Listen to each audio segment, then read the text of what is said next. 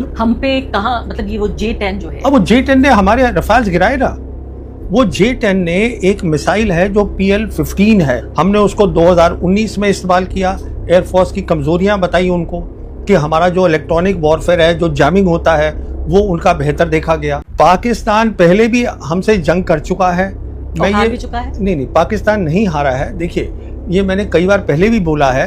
अभी आप पंजाब में चले गए, 2 जगह वहां मारा, तो कहने का मतलब ये है, उसके मारने के बजाय आप खुल के जंग ही कर लीजिए। अगली बार जब ये जंग होगी, जब दिक्कत होगी, तो हमें ये मान के चलना है कि ये पाकिस्तानी पायलट अकेले नहीं है, उनके साथ चाइना के इंजीनियर्स, वो तो सिर्फ इसलिए बैठे थे कि हम एक बार अपनी मिसाइल छोड़ें और वो मिसाइल पाकिस्तान की एयर स्पेस को अंदर चली जाए तो वो हमला करेंगे। कहा कि आज पाकिस्तान नहीं है, उसके पीछे चीन भी पूरी तरीके से खड़ा है। ठीक है, तो उसके लिए आपको तैयारी करनी है। वो तैयारी अचानक नहीं हो जाएगी। तो इसलिए सबसे पहले आप उनके साथ शांति करिए। या तो आप आके बात करिए, या आपको नहीं बात करनी तो आप लड़ाई लड़िए। अब लड़ाई में आपको क्या हासिल होगा? जैसे हम रफाल ले रहे हैं, हमें तो खैर वो सोर्स कोड ही नहीं दे रहे हैं, वो बात छोड़िए। तो हमारे जैसे रफाल होंगे तो इंजीनियर नहीं आते हमारे पास, उनके तो आप छोड़िए, वो तो सोर्स कोड ही नहीं दे। इस पे चर्चा ही नहीं हुई कि चीन के जो इंजीनियर्स हैं उन्होंने पाकिस्तान में आकर और ये J-10 नाम का फाइटर जेट है जिसको उड़ाने में और हम पर हमला करने में मदद की। क्या मैं सही कह रही हूँ? देखिए, ऐसा हुआ था जब ऑपरेशन सिंदूर हुआ, और आप जानती हैं, दर्शक जानते हैं कि ये 6 और 7 मई को सुबह ये जंग शुरू हुई थी और एयर वॉर हुई थी। और उसमें हम ये भी जानते हैं कि पाकिस्तान ने अपने J-10 हवाई जहाज उनको इस्तेमाल किया था। अब J-10 जो है वो चाइना का हवाई जहाज है, चेंगडू है जो उनकी एविएशन कंपनी बनाती है। अब ये खबर आई है कि चेंगडू के जो इंजीनियर्स थे, जो रिसर्च करते थे इसके ऊपर J-10 पे, कहने का मतलब है जिनको हर चीज़ J-10 के बारे में पता है, वो लोग फिजिकली वहाँ पर मौजूद थे 6 और 7 की रात को जब ये जंग हो रही थी। तो वो वहाँ क्या कर रहे थे, ये एक बहुत बड़ी बात है। बहुत बड़ी बात इसलिए है कि अभी तक हम ये समझ रहे थे कि जो चाइनीज़ है वो हथियार दे रहे हैं, J-10 दे दिया, PL-15 मिसाइल दे दी और उन्होंने ट्रेनिंग एक साथ कर ली, वो सब हम बात समझ रहे थे। पर अब ये खबर आ गई है कि वो वहाँ पे मौजूद थे। तो उसमें 2 बातें हैं, बहुत ख़ास हैं। पहली बात ये है कि जो फाइटर होता है, जो उनके जो एयरफोर्स के, पाकिस्तान एयरफोर्स के जो पायलट्स हैं, वो बहुत उनमें तजुर्बा है, ट्रेनिंग करी है, अच्छे हैं। तो वो जो थे अपने J-10 को उड़ाने में फोकस कर रहे थे। जो ये इंजीनियर्स थे वो ये फोकस कर रहे थे उनके उड़ने से पहले कि उसकी ठीक मेंटेनेंस है, क्योंकि अभी रिपोर्ट आ रही है उस समय वहाँ पर जो टेम्परेचर था वो 50 डिग्री सेंटीग्रेड था। जब इतना ज़्यादा टेम्परेचर होता है तो जो रडार होता है J-10 का, उसमें ख़राबी हो सकती है। उसका जो इलेक्ट्रॉनिक वॉरफेयर सिस्टम होता है जिससे जैमिंग करी जाती है, उसमें ख़राबी हो सकती है। तो वो सब इंजीनियर पहले वहाँ चेक कर रहे थे। और उसके बाद जब उन्होंने उड़ान भरी है उनके पायलट्स ने, तो तब जैसे कुछ मालूम होगा आपके दर्शकों को भी, उन्होंने अपने रडार बंद कर दिए थे। J-10 के रडार बंद थे, वो इसलिए बंद रखे थे, अगर वो ऑन करते तो जो इंडियन के जो पायलट्स थे और फाइटर्स थे उनको पता चल जाता कि हाँ, ये दुश्मन का हवाई जहाज यहाँ आ गया है, हम कैच कर लेते सिग्नल। जी हाँ, तो वो उन्होंने बंद कर दिए। और उन्होंने क्या किया, उसके ऊपर और पीछे एक और एयरक्राफ्ट रखा जिसको हम बोलते हैं AEWC, मतलब एयरबॉर्न अर्ली वार्निंग। उसका सिर्फ काम होता है कि आप रेंज से, लंबी रेंज से आप टारगेट्स को ले लीजिएगा। तो उन्होंने टारगेट लिए, वो पीछे थे, और वो टारगेट डेटा जो था वो भेजा इस जहाज को, J-10 जिसने की मिसाइल छोड़नी थी, जहां पायलट बैठा था, जिसने अपना रडार बंद कर रखा है, उसको डेटा भेजा। अब यहाँ पर एक बहुत बड़ी टेक्निकल बात आ जाती है। वो टेक्निकल बात क्या होती है कि जो उन्होंने भेजा, जो नेटवर्क था, वो नेटवर्क जो है वो दुरुस्त होना चाहिए। नेटवर्क की जो देखभाल है पूरी, और ये कि वो डेटा वहाँ से ठीक यहाँ पहुँचे, और यहाँ से ठीक जो है जो उनका कंप्यूटर, देखिए पायलट जो होता है, जो बैठा होता है, उसके सामने उसके मिशन कंप्यूटर होते हैं जिससे वो देख रहा होता है क्या हो रहा है। तो डेटा वहाँ से आया, उसके बाद J10 में एक चीज़ होती है जो इलेक्ट्रॉनिक होती है, जिसको हम बोलते हैं SDR, जिसका बेसिकली उसका मतलब ये होता है कि वो सॉफ्टवेयर डिफाइंड रेडियो होते हैं।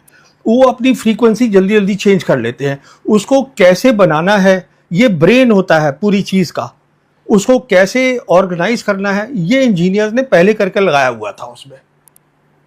तो जब वहाँ से डेटा आया तो डेटा ठीक है, SDR ने कंफर्म किया जो सॉफ्टवेयर डिफाइंड रेडियो है, और फिर उन्होंने वो डेटा जो था जो पायलट को भेजा उसके मिशन कंप्यूटर के ऊपर, क्योंकि पायलट को पता नहीं है, उसे दिखा नहीं है।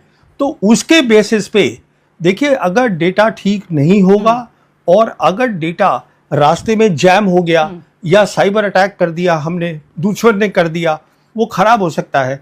तो SDR की बहुत अहमियत होती है, उसको मेंटेन करना, उसको ठीक प्लग इन करना, और चलने से पहले और उसके बाद उसका जब मिशन कंप्यूटर पे आया जो कि डेटा दूसरे जहाज ने दिया था, उसके बेसिस पे इन्होंने PL-15 को बटन दबाया और छोड़ दी, और वो सीधा जाके टारगेट पे लग गया। टारगेट पे लगा। मैं टारगेट की बात करूंगी कि क्या है टारगेट, हमारा ही नुकसान जाहिर हुआ होगा। तो मुझे बताइए, लेकिन ये हमला तो अचानक हुआ। भारत ने बताया जरूर था कि हम हमला करने जा रहे हैं, हमने ऐलान किया था कि हम ऑपरेशन सिंदूर करेंगे, लेकिन ये कोई हफ्ते भर पहले तो हमने बताया नहीं था। तो फिर ये इंजीनियर कैसे चीन से पाकिस्तान आ गए और सारी तैयारियां हो गई? ये तो लग रहा है कि हफ्ते भर की 10 दिन की तैयारी है। नहीं, हफ्ते 10 दिन की नहीं है, ये कई सालों की तैयारी है। ये 5 अगस्त 2019 में जब हमने जम्मू कश्मीर से 370 हटाया था, उसी समय से, शायद मैंने आपके शो पे पहले भी कहा है कि चाइनीज़ लीडर खुलेआम बोलते थे कि हम पाकिस्तान की टेरिटोरियल इंटीग्रिटी, सॉवरेनिटी को हम सपोर्ट करेंगे। तब से बोल रहे थे, और इनकी एक्सरसाइजेज दोनों एयरफोर्स की वो एडवांस हो गई बहुत। तो ये तब से काम चल रहा है, ये अचानक नहीं हुआ है। उसके बाद जब 22 अप्रैल को पहलगाम हुआ है तो वो काफ़ी टाइम था, उसमें अंदर इनके इंजीनियर यहाँ आ गए होंगे देखने के लिए कि जो है टारगेटिंग है वो बिल्कुल ठीक हो। देखिए, इस बार सिंदूर में जो बालाकोट में हुआ था, बालाकोट में हमने पहली बार 2019 में हमने एयरफोर्स का इस्तेमाल करा था, तो पाकिस्तानी उसके लिए उनको उम्मीद नहीं थी। इस बार तो वो तैयार बैठे थे। जो सैटेलाइट्स थे चाइना के, वो उन्होंने उनको वो भी बताया कि हमारे कहाँ एयरक्राफ्ट है। वो तो सिर्फ इसलिए बैठे थे कि हम एक बार अपनी मिसाइल छोड़ें और वो मिसाइल पाकिस्तान की एयर स्पेस को अंदर चली जाए तो वो हमला करेंगे। और उस हमले में कहने का मतलब ये है, अगली बार जब ये जंग होगी, जब दिक्कत होगी, तो हमें ये मान के चलना है कि ये पाकिस्तानी पायलट अकेले नहीं है, उनके साथ चाइना के इंजीनियर्स। एग्जैक्टली, मैं इसी बात पे आने जा रही थी कि अब तक जिस बात को राज की तरह रखा जा रहा था कि भाई प्रवीण साहनी ये कह रहे हैं कि चीन पाकिस्तान के साथ है और इसलिए ऐसा हो गया, फला जो सिक्योरिटी एक्सपर्ट है वो कह रहे हैं, मैंने कभी आधिकारिक स्तर पर इस बात को नहीं सुना। यहाँ तक कि जो हमारा प्लायंट मीडिया है, जो दरबारी मीडिया है, उसने कभी ये नहीं कहा कि पाकिस्तान को भारत ने, हमेशा ये कहते रहे कि पाकिस्तान को भारत ने हराया है, कभी भी चीन का जिक्र इसमें नहीं हुआ। अब ये पहली बात तो मुझे इसकी पॉलिटिक्स समझाइए कि अगर चीन इसको कन्फेस कर रहा है कि हाँ हमने अपने इंजीनियर भेजे, इसके मायने क्या हैं? क्या वो भारत को और उसके जख्मों को रगड़ रहा है? क्या भारत को वो चुनौती दे रहा है कि देखिए मैं इस बात को कन्फेस करता हूं कि आपके सिंदूर ऑपरेशन में जो आपने हमला किया था पाकिस्तान के ऊपर, मैंने पाकिस्तान का साथ दिया? देखिए, चीन ऐसा कुछ नहीं कर रहा है। चीन तो ये सोचता भी नहीं है कि मिलिट्री टर्म्स में इंडिया उसके बराबर का है। चीन जो है अपनी बराबरी मिलिट्री में सिर्फ अमेरिका के साथ करता है। चीन सिर्फ ये संदेशा दे रहा है कि आप ये समझिएगा, जब भी कोई चाइना से ऑफिशियल चैनल से खबर आती है, इसका मतलब ये है कि वो पूरी सरकार की परमिशन से आई है। तो ये जो उन्होंने इंजीनियर का नाम भी दिया है, किसने बयान दिया है, वो सब है, उनकी न्यूज़पेपर है, एक आता है साउथ चाइना मॉर्निंग पोस्ट, उसमें ये पूरी स्टोरी है। तो मेन स्ट्रीम बिल्कुल हाँ, है, ये भी नहीं है कि कोई, तो और ये कोई अमेरिका भी नहीं है कि खबर लीक होके आ गई, तो लीक भी नहीं हो सकता है। चीन बेसिकली हमें ये बताने की कोशिश कर रहा है कि लड़ाई जो है नहीं करो पाकिस्तान के साथ, लड़ाई की साउथ एशिया में ज़रूरत नहीं है, मैं पाकिस्तान के साथ खड़ा हूँ। देखिए, अब तक क्या होता था, हिंदुस्तान पाकिस्तान की जो लड़ाई होती थी, वहाँ पर एक लाइन होती थी जो हम बोलते थे कॉन्टैक्ट लाइन। इस तरफ हमारी फ़ौज है, उस तरफ उनकी फ़ौज है, लड़ाई यहाँ से शुरू होती थी, जैसे हमारी लाइन ऑफ कंट्रोल है, बिल्कुल। वो लड़ाई वहाँ से शुरू हुई और फिर हमारा प्लान है, हम इधर गए, उनका प्लान है वो इधर गए, एयरफोर्स उनको सपोर्ट कर रहा है।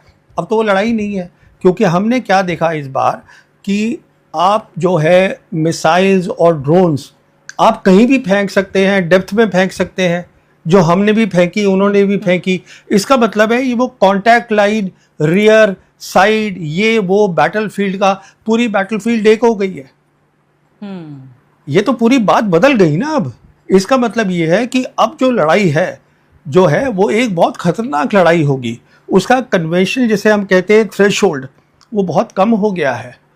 सिर्फ यही बात नहीं है, पाकिस्तान जो है, जो उनकी आप देखिए ज्योग्राफी एकदम सीधी सी है और वहाँ पे उनकी बहुत सारी न्यूक्लियर फैसिलिटीज़ है, इंफ्रास्ट्रक्चर है।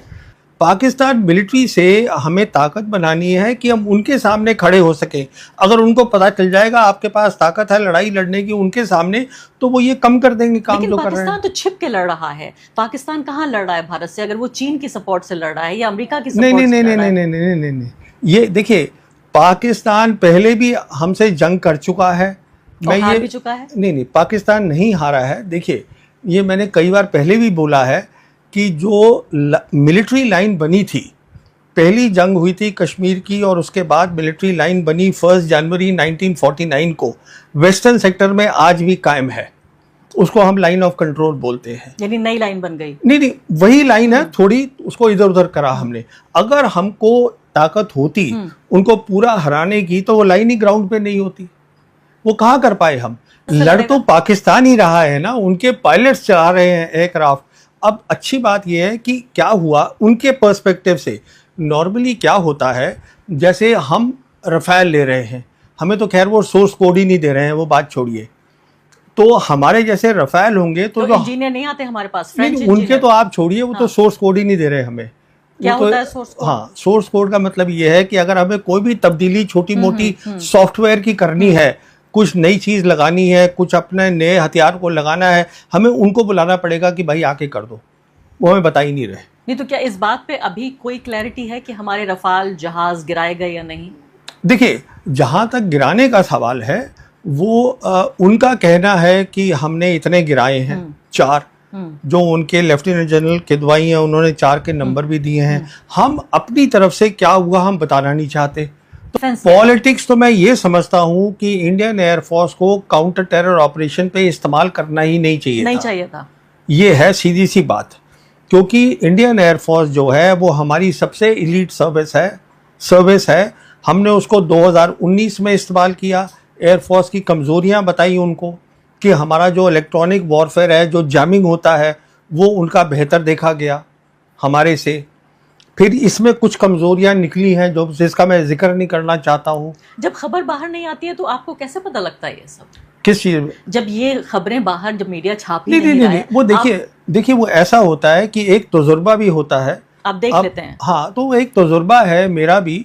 मैं भी फौज को 1977 से देख रहा हूँ, तो बहुत पुराना रिश्ता है, तो मैं समझता हूँ ये क्या हो रहा है। पर ये पहली बार देखा है मैंने। खतरनाक कॉम्बिनेशन है कि एक सैनिक अब पत्रकारिता कर रहा नहीं, वो देखिए उसे सेना के बारे में भी पता है और पत्रकारिता क्योंकि भी कर रहा है। मैंने पढ़ा भी है इसको कितने साल, कोई 45 साल के करीब तो मैंने इस पर स्टडीज करी है, तो मुझे समझ में आ जाती है बात कहने की। पर मेन मुद्दा ये है जो मैं आपसे कह रहा था कि काउंटर टेरर ऑपरेशन पे मैं समझता हूँ एयरफोर्स का कभी इस्तेमाल नहीं करना चाहिए। बिल्कुल नहीं करना चाहिए, क्योंकि एयरफोर्स का इस्तेमाल होता है आपको मिलिट्री टारगेट्स पे हिट करना। ये होता है जो उन्होंने दोनों बार किया। 2019 में भी किया उन्होंने और उन्होंने अब भी किया। और आतंकवादी ठिकानों पे हमला करना हो तो क्या करेंगे? नहीं, उसके लिए कहाँ पर, उसके लिए आप अपना आर्मी यूज करिए ना। देखिए आपको पंजाब तो अंदर फरीदाबाद में फरीदकोट में जाके और बाकी जगहों पर जाके अगर कराची के पास करना है तो कैसे कर लेगा भारत? वही मैं आपसे कह रहा हूँ ना कि आप जो है फैसलाबाद नहीं, देखिए आप पहले वहाँ पख्तूनख्वा वहाँ पहुँच गए 2019 में, खैबर पख्तूनख्वा में, वहाँ आपने मारा बालाकोट में। अभी आप पंजाब में चले गए, 2 जगह वहाँ मारा।